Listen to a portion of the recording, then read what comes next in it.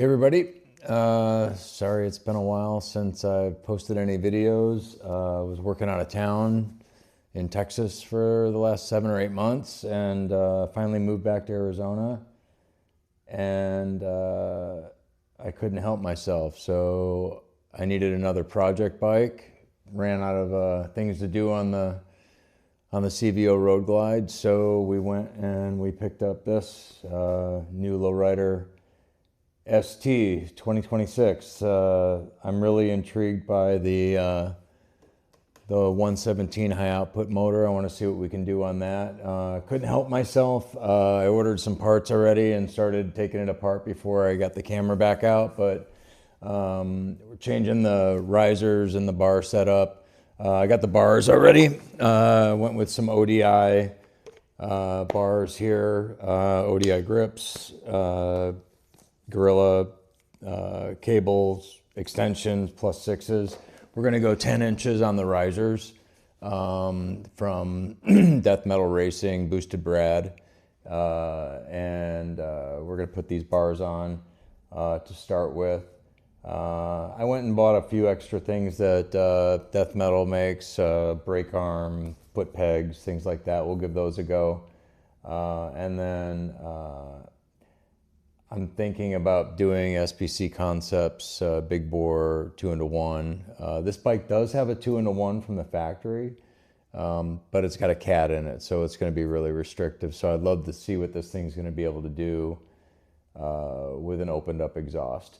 This bike is a lot easier to work on than the Road Glide, but I'll have a lot of parts coming, a lot of update videos. But this bike, I want to hear from you guys. I want to hear from everybody else to find out what would you like to see installed on this bike.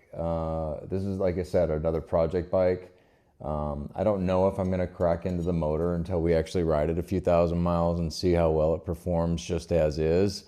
More than likely a cam, but I'm not sure yet. I did order a saddleman seat for it already.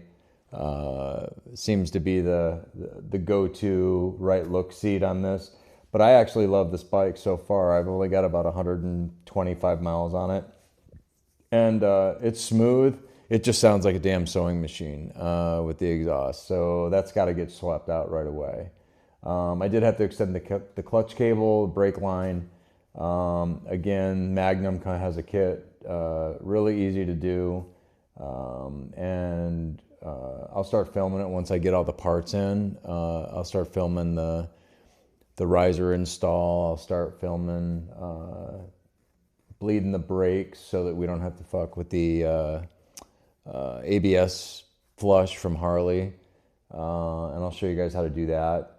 Other than that, it's just a lot of cosmetic stuff right now. I did get Clockwork sent me a windshield, so I got the Clockworks windshield on there right now. I went with a 10-inch.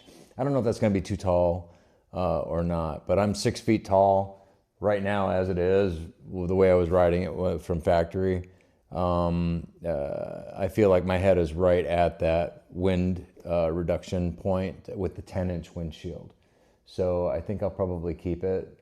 Some things I've got in mind, probably suspension. I'm between GP and Öhlins right now, and I'm more leaning GP suspension. I've heard lots of good things about them. I've heard that they're really good to work with, and they actually do build the suspension for you, for your bike, for your riding style, for your weight. All things are important when you're dialing in a suspension. I know there are others out there, but I've never had GP. I wanted to do GP on my Road Glide, but they weren't available when I got it. I think the first CVO Road Glide in the state of Arizona, and I couldn't wait for that either. So I went and had Big Bear do the Öhlins front end on it right away because he had already had the kits in stock. So anyway, this is the next project. So you should be seeing some videos coming out on this over the next couple weeks, couple months. Hopefully we don't go into a year, but I'm not going to paint this one. This one, I like the paint scheme the way it is. It's black with the red accents everywhere. I like that. It's not overly done with red. I don't like chrome, so we're got to figure out what we're going to do with the chrome. I do like brushed aluminum, so maybe we'll find somebody that's got some brushed aluminum accessory parts. But anyway, I'm glad to be back. You should start seeing a lot of content from me here soon, and I'll give you a quick kind of walk around. Sorry the tank's off, but you got to take the tank off in order to get to the wires. But let me grab this phone and do a quick walk around real quick. So, yeah, I really love it. Oh, I went El Cheapo and I got the Amazon laydown license plate. I didn't know why people were, at $100 for them, and online it looked like the same thing for about $35 or something like that. The nice thing about this model year is the bags are symmetrical, so they're the same on both sides. You don't have that one tiny bag and one big bag, so that's another reason why I went with this, and the reason why I hated it before. But you can see that it got 2-into-1 exhaust already. It's just sucked. It is so restricted with the Cat. It's already got a great intake. They did away with the plastic intake like they had on my CVO Road Glide, so that's nice.